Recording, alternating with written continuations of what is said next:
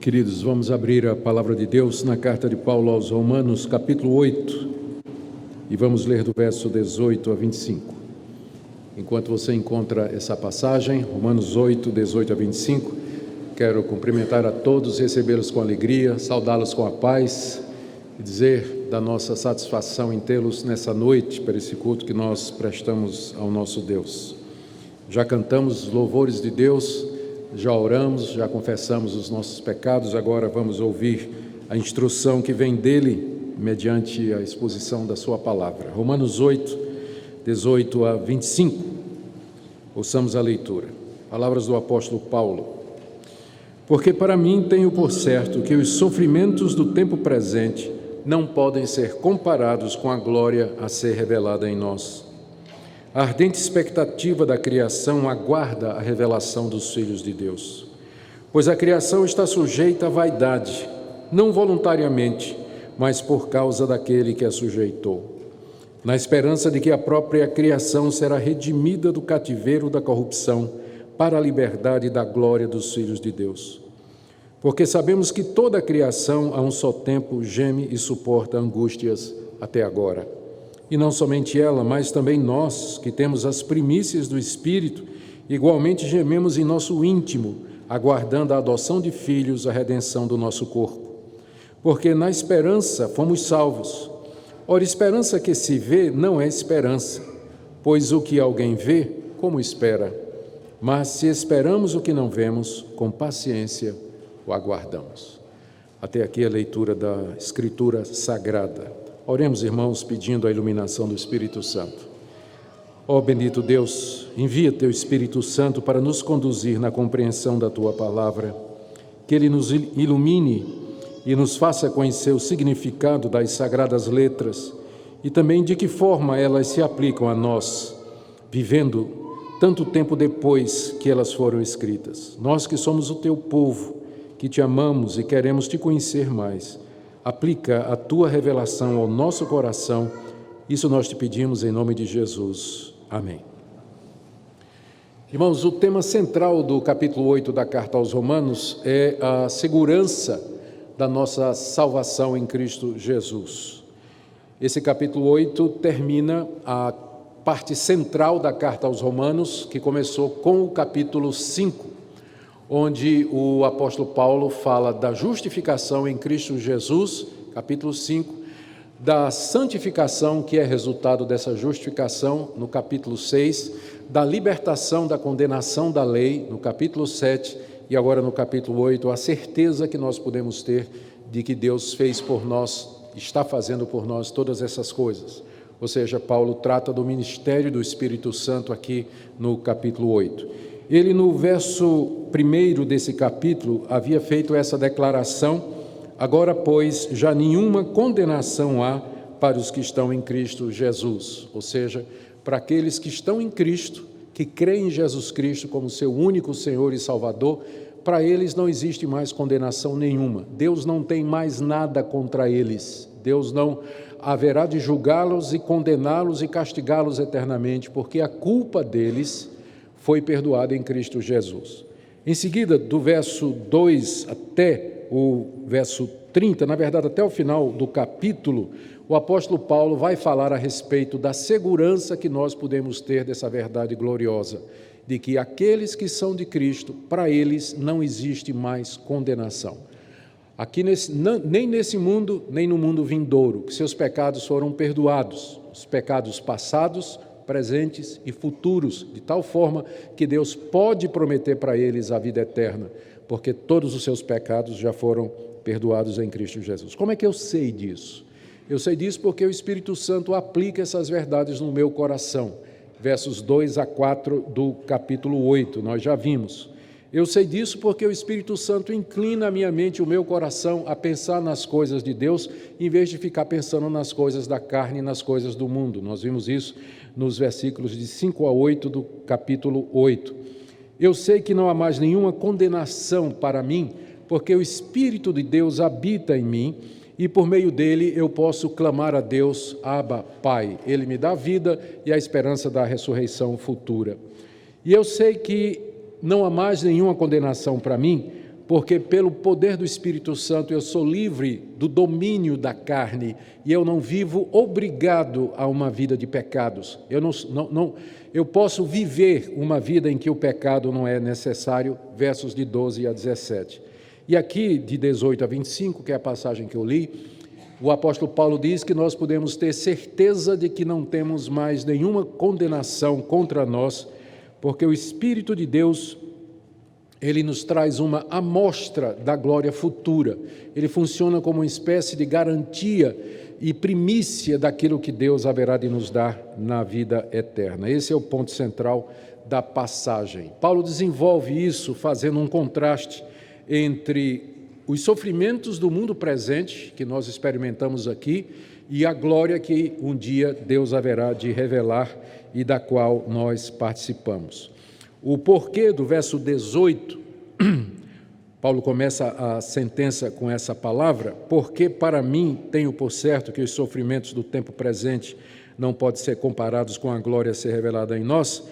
Esse verso 18 o porquê indica isso, uma explicação de alguma coisa que Paulo tinha falado antes. E o que é que ele falou? Está no verso 17. Ele diz que nós somos herdeiros de Deus, co-herdeiros com Cristo, e ele termina o verso 17 com essa declaração: se com ele sofremos, também com ele seremos glorificados. Ou seja, primeiro vem o sofrimento, e só depois vem a glória. Alguém pode perguntar, mas é isso mesmo? Nós que somos filhos de Deus, não foi dito que nenhuma condenação existe mais para nós? Mas então como é isso? Nós temos que sofrer primeiro aqui nesse mundo antes de entrar na glória? Sim, é a resposta do apóstolo Paulo. Só que os sofrimentos que nós passamos aqui, quando comparados com a glória que haverá de ser revelada, eles são irrelevantes. Eles são tão pequenos que a comparação é desproporcional. É o que ele diz aqui no verso 18. Eu tenho por certo que os sofrimentos do tempo presente, isso que ele mencionou no verso 17, nós vamos sofrer, não podem ser comparados com a glória a ser revelada em nós. Glória que ele falou também no final do verso 17, quando ele diz que nós seremos glorificados com Cristo Jesus. Então é isso que nós vamos ver nessa noite. E meu objetivo nessa noite é fazer você compreender o caminho de Deus, ou o meio pelo qual Deus deseja que você viva aqui nesse mundo, no meio de todos os sofrimentos que você encontra e vai encontrar. Há uma forma pela qual o cristão enfrenta o sofrimento, a dor, a perda, e essa forma está explicada aqui e em outras partes da Bíblia. Mas hoje à noite eu quero concentrar nisso aqui, que o apóstolo Paulo está ensinando. Como é que eu posso viver os sofrimentos desse mundo presente como Deus deseja que eu viva? E a resposta maior, primeira e maior, é essa, fazendo uma comparação entre a glória que nos espera e os sofrimentos aqui. Quando a gente tem a expectativa de receber alguma coisa maravilhosa, a gente suporta bem os sofrimentos preparatórios.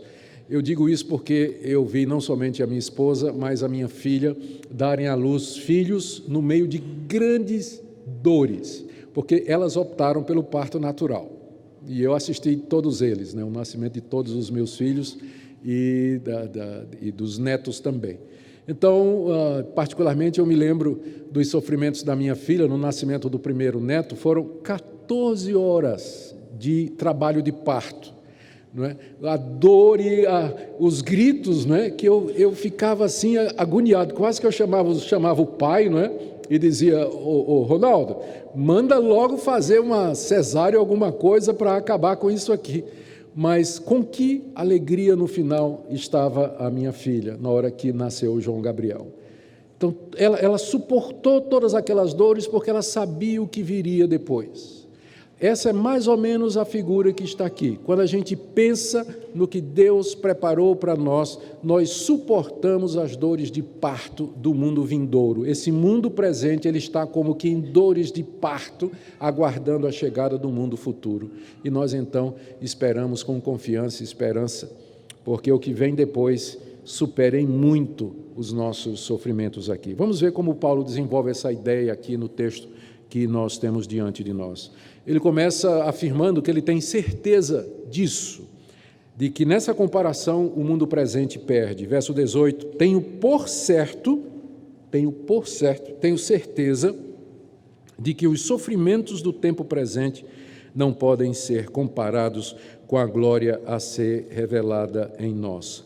Quando Paulo fala dos sofrimentos do tempo presente, ele está se referindo a todos os males que sobrevêm à humanidade e à criação no mundo em que nós vivemos. Ele está falando não somente das perseguições que o crente sofre aqui nesse mundo, mas também das doenças, das tragédias, das angústias, dos desastres, das perdas financeiras e, finalmente, a própria morte. O mundo presente é marcado pelo sofrimento. Qual a origem desse sofrimento? A origem desse sofrimento pode ser encontrada no capítulo de Gênesis, nos capítulos iniciais do livro de Gênesis, onde nós temos o relato de como Deus criou o homem, o colocou à prova no jardim e o advertiu dizendo que se ele tomasse da árvore do conhecimento do bem e do mal, ele certamente haveria de morrer. O homem desobedeceu a Deus, ouviu a voz do diabo e caiu em desobediência, e Deus então amaldiçoou a terra por conta do pecado do homem. O castigo que Deus deu ao homem foi: maldita é a terra por tua causa. A terra ali é todo o universo, todo o cosmos. Ele foi amaldiçoado por Deus na hora que o homem caiu.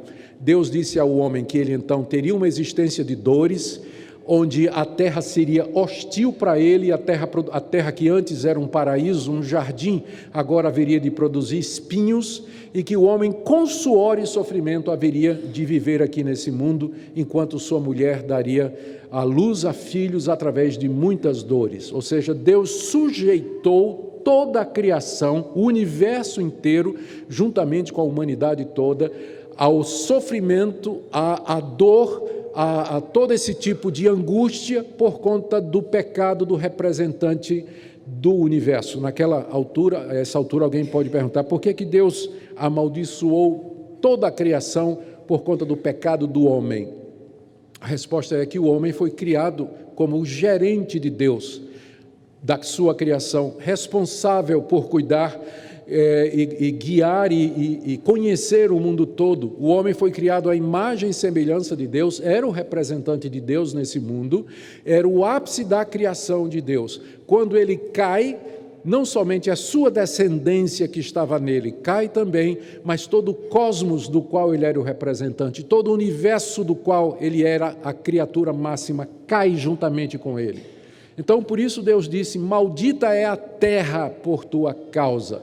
E o que Paulo está descrevendo aqui no capítulo 8 é o reflexo disso. Ele fala aqui da criação que geme, da criação debaixo do cativeiro da corrupção, da criação sofrendo angústias, tudo isso como resultado do pecado do primeiro homem. E, além disso, nós acrescentamos sofrimentos por conta dos nossos próprios pecados, os nossos próprios erros, escolhas erradas, decisões ruins, que acrescentam miséria à miséria já existente, afora a atuação dos espíritos maus que oprimem o homem, possuem o homem, corrompem a mente do homem, atacam a sua pessoa.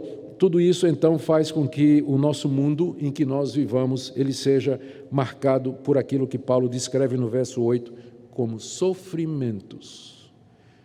Essa é a realidade que nos cerca, esse é o mundo em que nós vivemos. Ao dizer isso, nós não estamos dizendo que tudo no mundo é só miséria, sofrimento e dor. Pela bondade de Deus, pela misericórdia de Deus, pelo favor de Deus, mesmo que Ele amaldiçoou essa terra, ela ainda preserva muita coisa da sua criação original.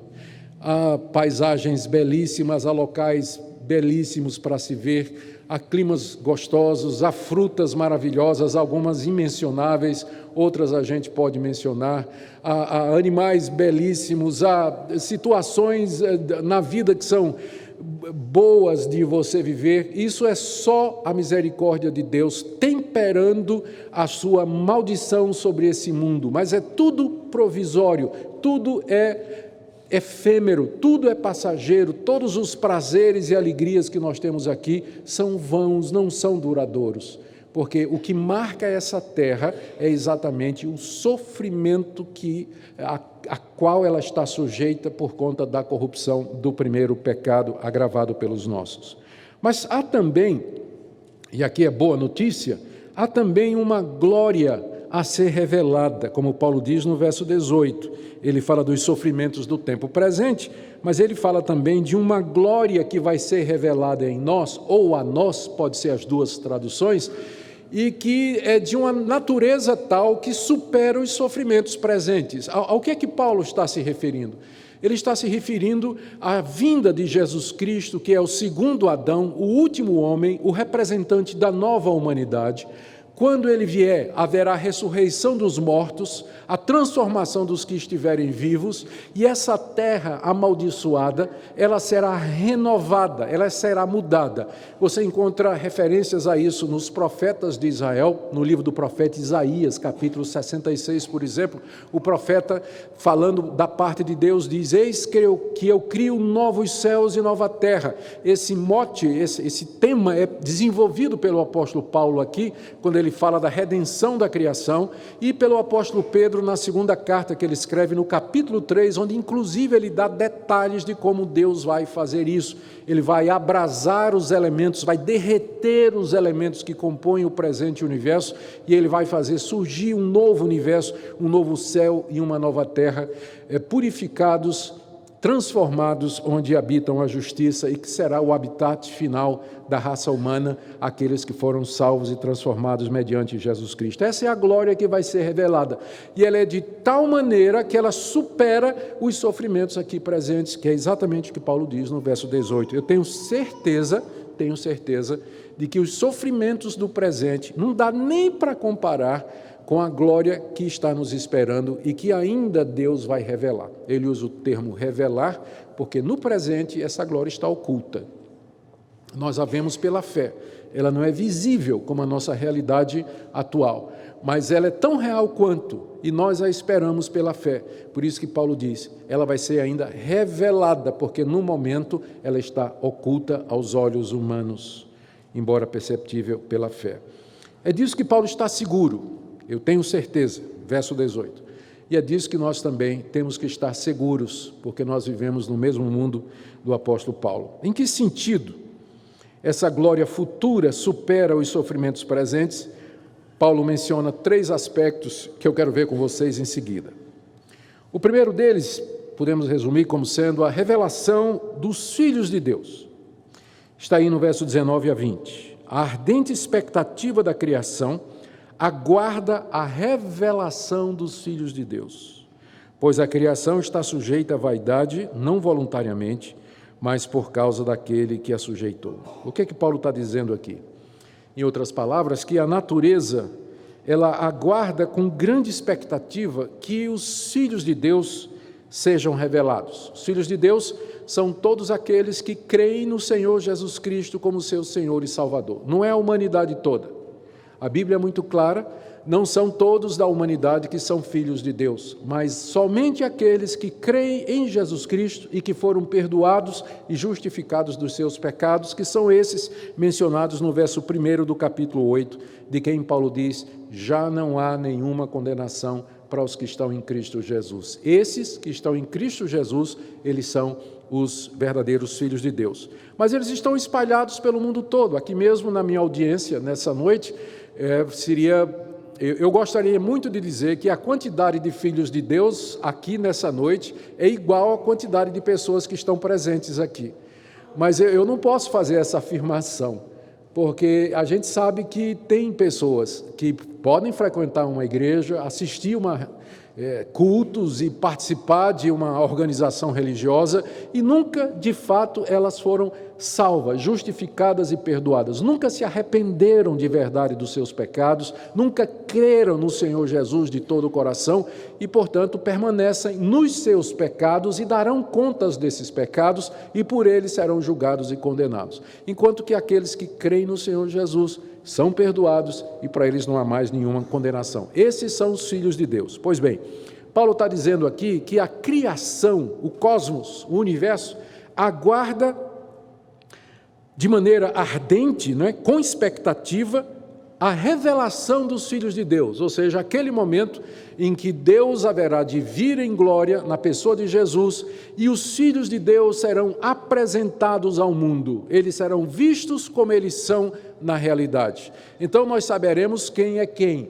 Então nós estaremos naquela forma final, redimidos, ressurretos, sem mais pecado, imortais, perfeitos, num corpo incorruptível, prontos para morar no novo céu e na nova terra onde habita a justiça. É isso que a criação aguarda com expectativa. Vamos então dividir essa ideia em duas partes. Primeiro, vamos ver essa expectativa mais de perto, né? Aqui do verso 20, aliás, do verso 19. Observe que Paulo fala da criação como se fosse uma pessoa. Ele diz que a criação, ela está esperando com muita expectativa essa revelação dos filhos de Deus, na esperança, veja aqui no verso 20, aliás, pois a criação está sujeita à vaidade, não voluntariamente, mas por causa daquele que a sujeitou. Aqui Paulo está falando que o cosmos ele está aprisionado, o universo está preso, está acorrentado. Imagina um animal ferido preso numa jaula. Tá? Ele está, a natureza toda, ela está acorrentada, ela está presa. E está presa, diz Paulo aqui, no cativeiro da corrupção. Estou lendo o verso 21. Então, como é que a natureza ficou presa debaixo do cativeiro da corrupção? Voltamos a Gênesis, quando Deus disse, maldita é a terra por tua causa. Então, Deus amaldiçoou o mundo que ele tinha feito e do qual foi dito, e viu Deus que era tudo muito bom. Mas depois do pecado, o que é que Deus disse? Maldita é a terra, por conta do pecado. Esse é o cativeiro da corrupção. A palavra vaidade, que aparece aí, no verso 20, a criação está sujeita à vaidade. A palavra vaidade significa alguma coisa inútil, vazia, sem propósito. E isso não aconteceu por um erro da criação, não é? Como se fosse algo voluntário da parte dela, como Paulo diz no verso 20, ela está sujeita à vaidade não voluntariamente, mas por causa daquele que a sujeitou. A referência aqui tanto pode ser a Adão, mas mais especificamente a Deus. Deus sujeitou a criação à vaidade, não porque a criação quis ou fez alguma coisa errada, mas porque o seu representante, que era o homem, desobedeceu a Deus e introduziu o pecado no universo perfeito que Deus havia feito. Então, a humanidade hoje, ela está sujeita a essa corrupção e ela vive na expectativa do dia em que ela será liberta do cativeiro. E isso será, agora, verso 19, quando houver a revelação dos filhos de Deus, mencionado no verso 19. A vinda de Cristo, então, vai quebrar esse cativeiro da corrupção e a qual a criação está sujeita, e a criação, então, será aquilo que deveria ter sido desde o presente. O que Paulo está dizendo é que não dá para comparar os sofrimentos presentes com essa glória que haverá de acontecer. Por mais que você esteja sofrendo aqui, se você compara o seu sofrimento com aquilo que Deus prometeu, que está por vir, e que será a nossa herança final, o habitat final da raça humana, então os nossos sofrimentos, eles adquirem o seu verdadeiro significado e caem para o pano de fundo e perdem a sua relevância diante daquilo que nos espera. Segundo aspecto que Paulo fala, esse primeiro que eu falei aqui, fazendo a comparação, ele fala da revelação dos filhos de Deus como sendo o fim de todo sofrimento. Agora ele fala também da libertação da criação, verso 21 e 22. Ele diz que a criação geme na esperança, ou sofre na esperança de que a própria criação será redimida do cativeiro da corrupção para a liberdade da glória dos filhos de Deus, porque sabemos que toda a criação a um só tempo geme e suporta angústias até agora.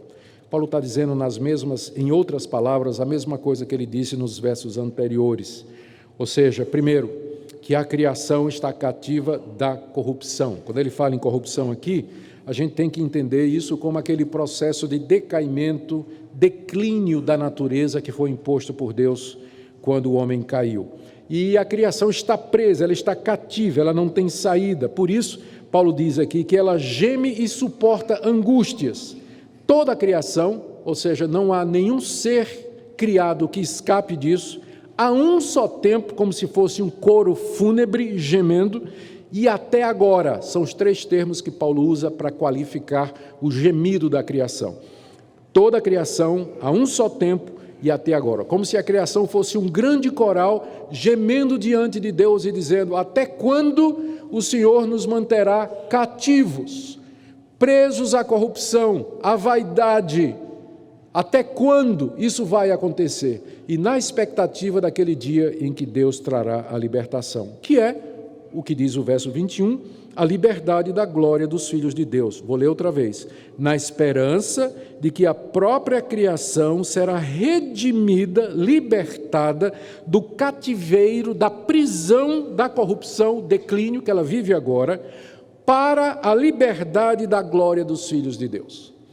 Ou seja, quando Cristo voltar e os filhos de Deus forem libertados do domínio da morte e do pecado, juntamente com eles a criação será liberta do cativeiro da corrupção. A figura que me veio à mente quando eu estava estudando isso aqui foi de um animal ferido, enjaulado, gemendo, gritando e olhando para uma jaula ao lado onde estava o responsável pela sua prisão. E esperando o dia em que aquele responsável vai ser liberto, para que ela também seja liberta. A criação, acuada, ferida, presa, ela clama, ela grita, nós é que não ouvimos. Aliás, ouvimos os transtornos, não é? Climáticos, os transtornos físicos que acontecem, o nosso próprio sistema que se corrompe. A gente sabe que se a gente abandona uma coisa, a tendência dos sistemas é perder energia e se desorganizar. Então, há um decaimento na natureza, as leis da natureza todas apontam para isso aí. A terra como que está murchando, o mundo, os sóis esfriando, né? As estrelas esfriando, o universo como que perdendo a sua vitalidade. Tudo isso foi imposto pelo nosso Deus como resultado do pecado, para que nós vejamos a seriedade do pecado e também a grandeza da glória que Deus preparou para nós. Ou seja, não há comparação entre os sofrimentos que nós passamos aqui e a glória que haverá de ser revelada em nós mediante Jesus Cristo. E o terceiro aspecto dessa comparação tem a ver com a redenção do nosso corpo, que está no verso 23. Veja o que Paulo diz: e não somente ela, a criação, mas também nós que temos as primícias do Espírito e igualmente gememos em nosso íntimo, aguardando a adoção de filhos, a redenção do nosso corpo. Aqui eu quero destacar algumas coisas. A primeira delas é que Paulo diz que o fato de nós sermos crentes não nos salva, não nos protege dos sofrimentos desse mundo presente. Notaram isso? Olha como ele diz. E não somente a criação, não somente toda a humanidade, o resto da humanidade, mas também nós. Quem são esses nós aqui? Ele explica: nós que temos as primícias do Espírito. Quem são esses que têm as primícias do Espírito? São os filhos de Deus, que foram salvos, que foram justificados, que foram perdoados, que receberam o Espírito Santo, que dá testemunho, que nos guia, que nos orienta, que nos inclina a pensar as coisas de Deus. Tudo isso que Paulo falou no capítulo 8. Nós temos o Espírito Santo.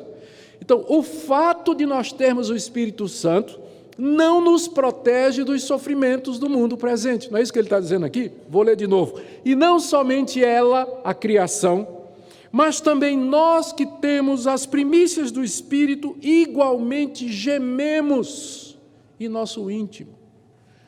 Então, eu espero que esse versículo cure você daquele falso evangelho, chamado às vezes de teologia da prosperidade, que diz que se você for fiel o suficiente, tiver fé o suficiente, você não vai sofrer nesse mundo. Inclusive, tem igrejas cuja propaganda é pare de sofrer.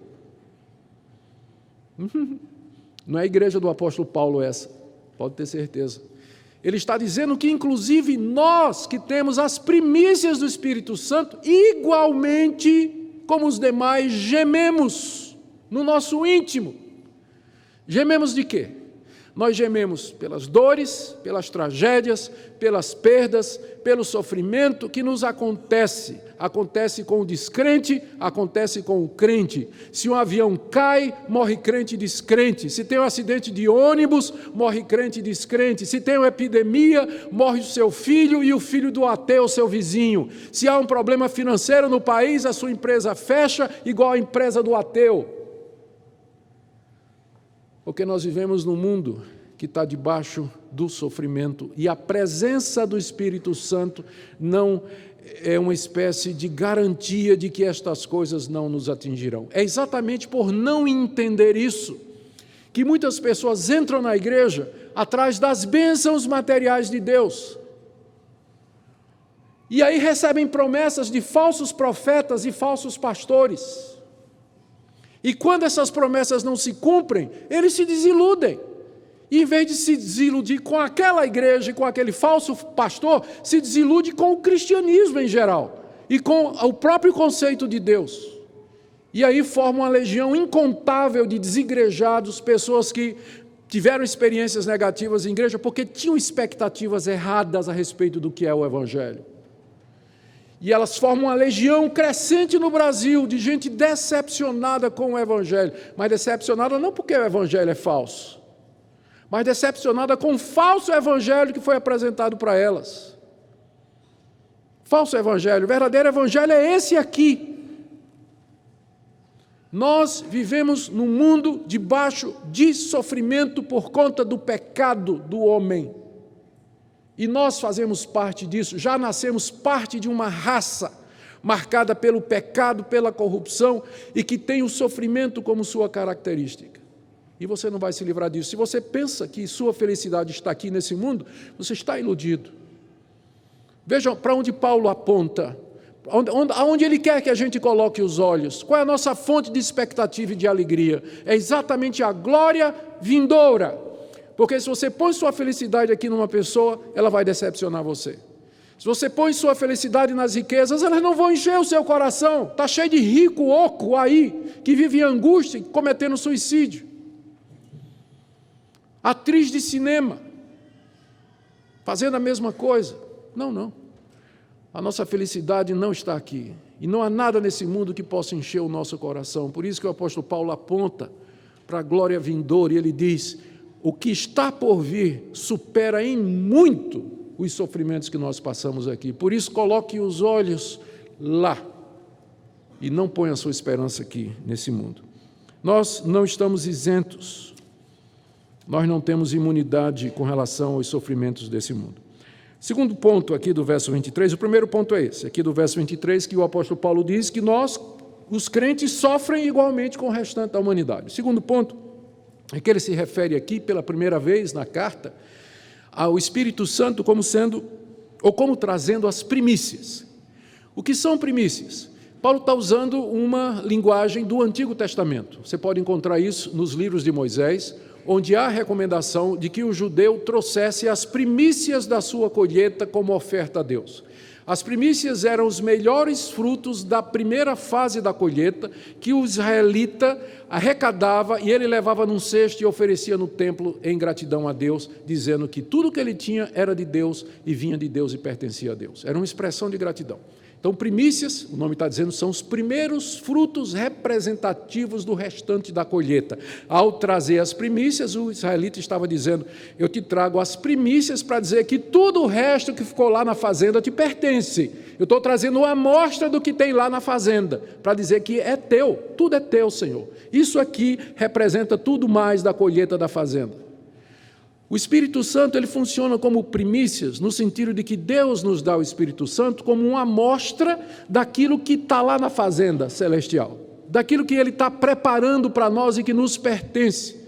Então o Espírito Santo aqui já transmite um pouco daquilo que nos aguarda. O que é que ele transmite? Santidade, alegria, comunhão com Deus, fraternidade, comunhão com os irmãos, paz, pureza de coração, altruísmo, amor verdadeiro, todo aquele fruto do Espírito que está lá em Gálatas 5, que o apóstolo Paulo enumera, pelo menos 9 lá.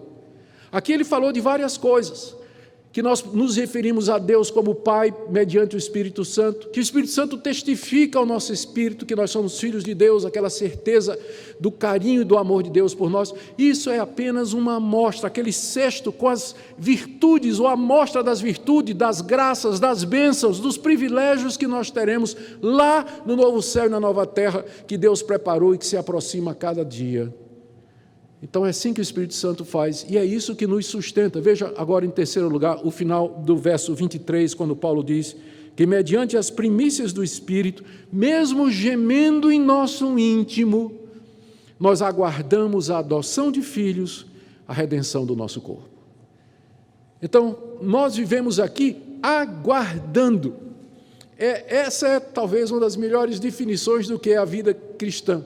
A vida cristã é uma vida de espera, de aguardo. Nós estamos aguardando porque isso aqui não é o fim. Isso aqui não é o fim. Nós estamos aguardando ainda.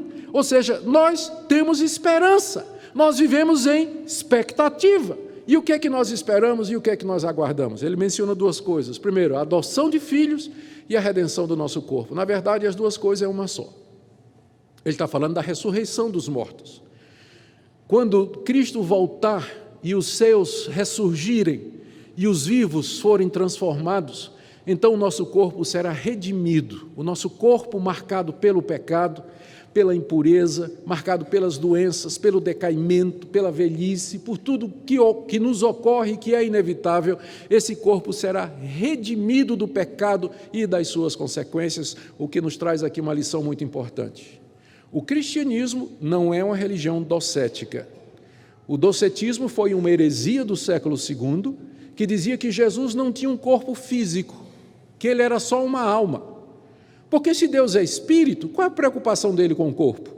Então esse pessoal dizia que o corpo de Jesus era falso, era como se fosse um holograma, uma projeção em 3D, você podia meter a mão assim e atravessava, não era físico o corpo de Jesus, eles diziam isso. Mas por que isso? Um conceito errado da realidade, de que a matéria é inferior e que o espírito é superior. Essa teologia, essa ideologia, infelizmente prosperou durante a Idade Média, dando origem à ideia de que ser solteiro é mais espiritual do que ficar casado. Então aquelas pessoas que queriam ser padres e monges faziam um voto de celibato. Porque se casar é um estado inferior, não é? Quero ficar solteiro porque casamento envolve corpos, não é? Troca de corpos. Corpo é físico, portanto inferior. Uma ideia errada que já havia desde a época do apóstolo Paulo. Mas aqui, com essa expressão, fica claro que o verdadeiro cristianismo, ele não é docético, ele não é uma coisa voltada só para a alma. Cristo morreu não somente para redimir a minha alma, mas também o meu corpo. Foi por isso que ele ressuscitou ao terceiro dia com o corpo em que ele viveu durante os 3 anos aqui, claro, transformado e glorificado, mas o mesmo corpo. Por que Cristo ressurgiu fisicamente com o mesmo corpo? Para que um dia eu e você pudéssemos ser tirados da sepultura com um corpo glorioso e transformado igual ao corpo de Jesus. A redenção só é completa quando vier a redenção do nosso corpo. Por enquanto, a minha alma já está salva, mas meu corpo ainda não. Meu corpo vai decair. Já estou gripado, né, aqui, né? Estou ficando velho a cada dia que passa e eu vou morrer. Mas quando eu ressuscitar pelo poder de Jesus Cristo, a minha redenção estará completa. Então é isso que Paulo espera, a redenção do corpo. O corpo importa para o cristão. O corpo é importante para o cristão. Porque a redenção e a salvação de Deus também envolvem o nosso corpo. E é isso que é o que Paulo chama a adoção de filhos, ou seja, aí finalmente a nossa adoção mediante Jesus Cristo da parte de Deus estará completa, porque agora com os corpos redimidos nós vamos poder entrar em plena posse da herança que Deus preparou para nós, que é o novo céu e a nova terra. Então, enquanto não houver a redenção do nosso corpo, a ressurreição dos mortos, nós não entraremos na plenitude do que Deus preparou para nós. Infelizmente, prevalece nos meios evangélicos a ideia de que o nosso ideal é morrer e ir para o céu. Eu quero morrer e ir para o céu, mas o céu não é o final. Vocês sabem disso. O céu é intermediário, porque a gente morre e vai para o céu em espírito, na presença de Deus. Mas lá nós ficamos aguardando a redenção do nosso corpo. A esperança do cristão não é morrer e ir para o céu também, mas é a ressurreição dos mortos. É isso que nós aguardamos, porque esse é o final da história da redenção. Com os corpos redimidos, nós vamos poder morar no novo céu e na nova terra, onde habita a justiça. Paulo tinha dito no verso 23 que nós aguardamos. Aí, imediatamente, no verso 24, ele explica. Está vendo o verso 24 começando com porquê? Quando Paulo começa uma frase porquê, ele está explicando o que ele disse antes. Ele tinha dito que nós aguardamos. Aguardamos, Paulo? Por quê? Ele explica. Porque na esperança fomos salvos. Ou seja, quando eu fui salvo na esperança de que Deus iria fazer alguma coisa. E o que é essa coisa que nós estamos esperando, que Deus prometeu que vai fazer? Exatamente isso, a redenção do nosso corpo. A nossa salvação ela é feita em 3 etapas. Primeiro, Deus aqui e agora, Ele nos salva da culpa do pecado. Romanos 8:1, já não há condenação para quem está em Cristo. Então, Deus perdoou a minha culpa. Perdoou a minha culpa. Deus não tem mais nada contra mim. Amém. Mas não acabou, não é só isso, porque eu ainda continuo pecador, eu estou perdoado, mas o pecado ainda está em mim, e eu ainda cometo pecados. Então, nessa segunda fase, depois que Deus perdoa a minha culpa, Ele começa a trabalhar com o pecado em mim. Então, Ele serra aqui, emenda aqui, costura acolá, edita aqui, não é? E dói. Mas é o processo de santificação aqui nessa vida, da qual os sofrimentos fazem parte. Deus usa o sofrimento exatamente para quebrar o domínio do pecado em mim, para me mostrar, você está apegado a essas coisas, você tem ídolos no seu coração, você não está pensando em mim, você passa o dia todo pensando naquele cara, pensando no teu negócio, pensando nas coisas que você tem, pensando naquele projeto de vida, e você me deixa para o último lugar. Então, desculpa, vai doer, estou avisando, mas eu vou cortar o cara, eu vou cortar o projeto, eu vou cortar aquela fonte de renda, eu vou cortar isso, para que se volte para mim, porque eu sou o teu tesouro mais precioso. Então, Deus está aqui nesse mundo trabalhando em nós para quebrar o domínio do pecado em nós, e Ele não acabou ainda. A prova disso é que você está vivo e está aqui hoje à noite. Então, Ele não acabou ainda o processo, tá? E vai doer, lhe garanto. E tem a terceira fase, que é quando Ele vai nos livrar da presença do pecado. E isso acontecerá na vinda do Senhor Jesus, quando Ele ressuscitar o seu povo de entre os mortos, e ressuscitaremos num corpo incorruptível, imortal, glorioso, perfeito e puro, com o qual nós vamos poder herdar o paraíso restaurado que Deus já preparou para nós. Portanto, na esperança fomos salvos. E Paulo disse, ora, esperança que se vê não é esperança, pois o que alguém vê, como espera. A gente espera aquilo que a gente não vê. Eu não estou vendo isso. O máximo que eu posso ver é olhar as descrições que eu tenho na Bíblia aqui de como vai ser o novo céu e a nova terra. Você encontra no livro de Apocalipse, você encontra na segunda de Pedro, você encontra nas cartas de Paulo, você encontra nos evangelhos, você encontra nos profetas de Israel, particularmente Ezequiel e Isaías. Você tem esse quadro da glória vindoura, do mundo renovado, onde nós iremos viver para sempre. É o resultado final do que Deus planejou. Às vezes as pessoas perguntam, se Deus sabia que o homem ia cair lá no paraíso, por que é que Ele criou o homem? Por que é que Ele colocou o teste lá? A resposta é o final. A resposta é que isso que Ele planejou, e que será o final de todas as coisas, só virá através desse processo, não tem outro caminho, o processo é esse, e o resultado final é esse. O resultado final é esse aí. Como é que nós aguardamos isso? Então, com esperança e paciência, versos 24 e 25. Eu quero terminar fazendo uma aplicação prática. Como é que nós aguardamos, então, essa glória que há de vir, nesse mundo tão cheio de sofrimentos, dores e gemidos? E eu tenho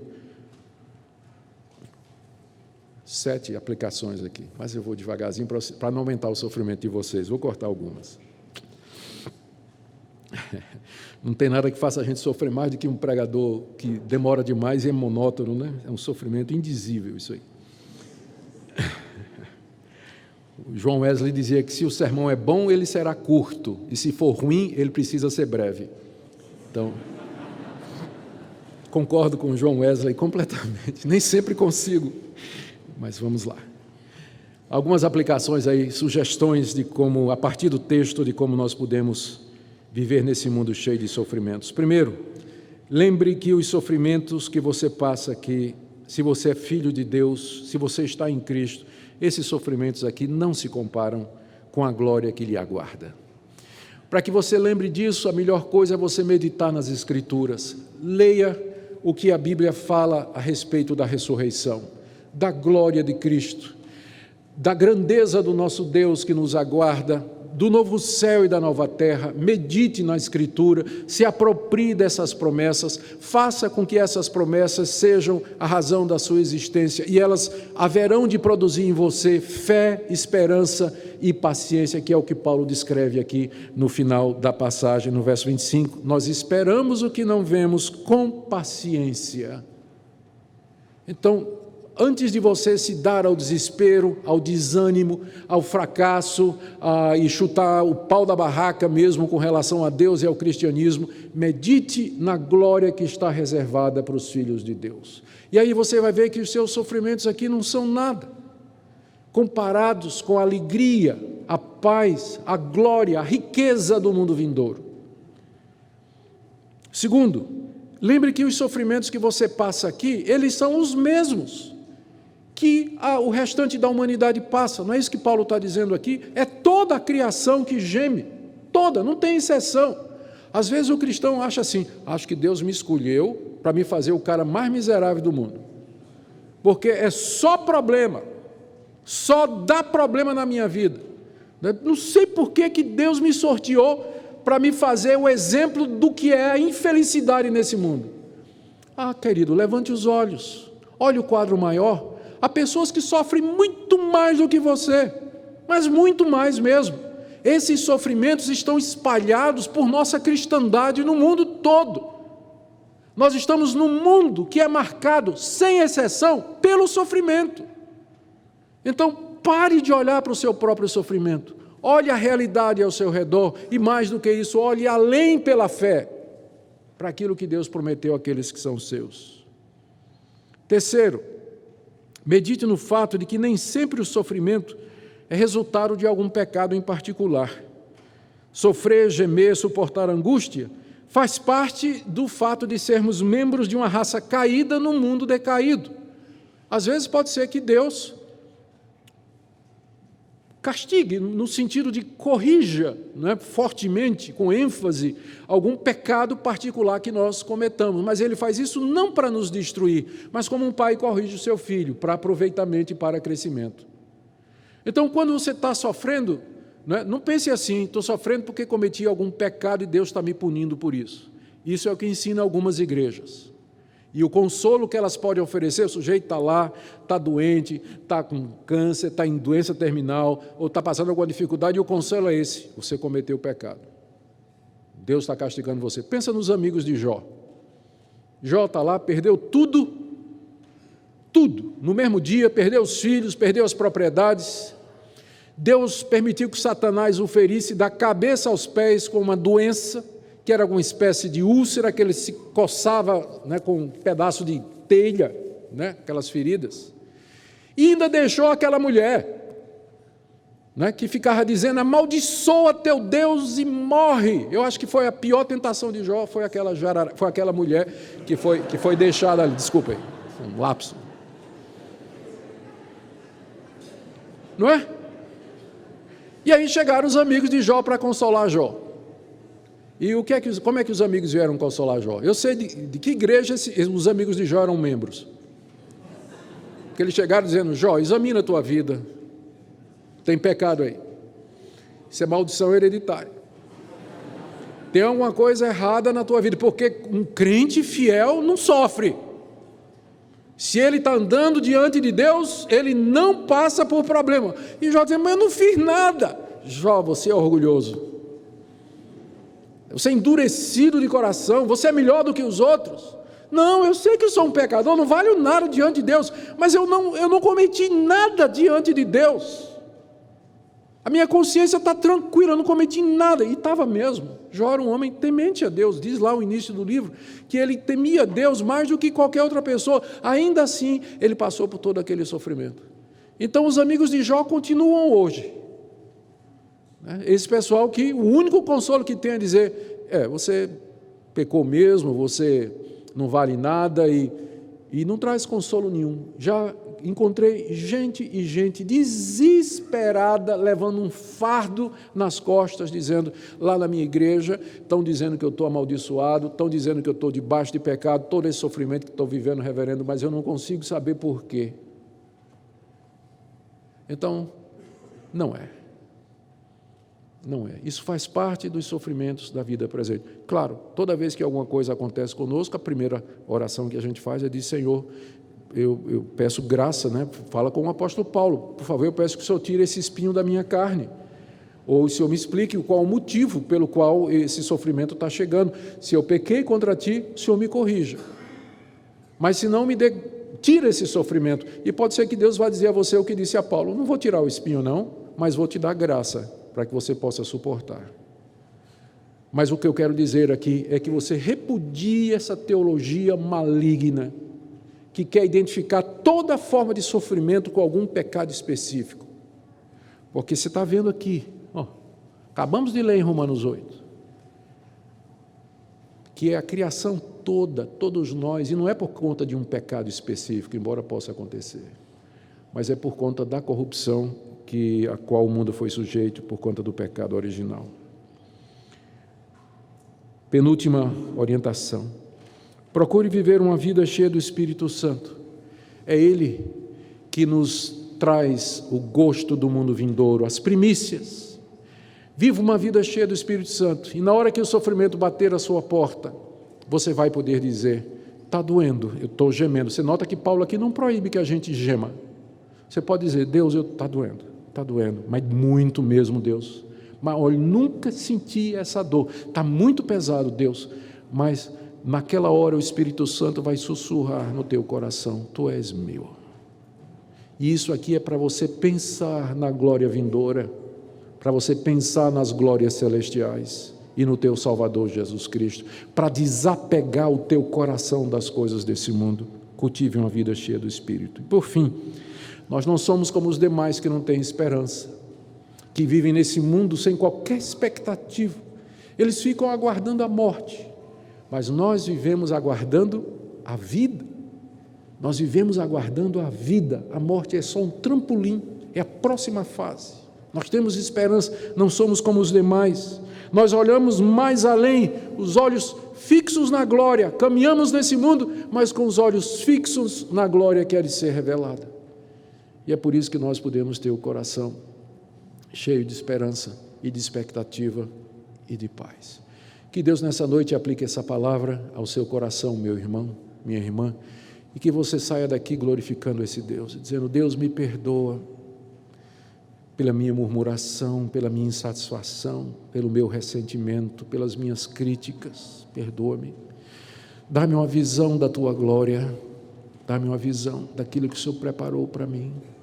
Enche o meu coração de esperança e de expectativa. Que seja a tua oração nessa noite. Amém.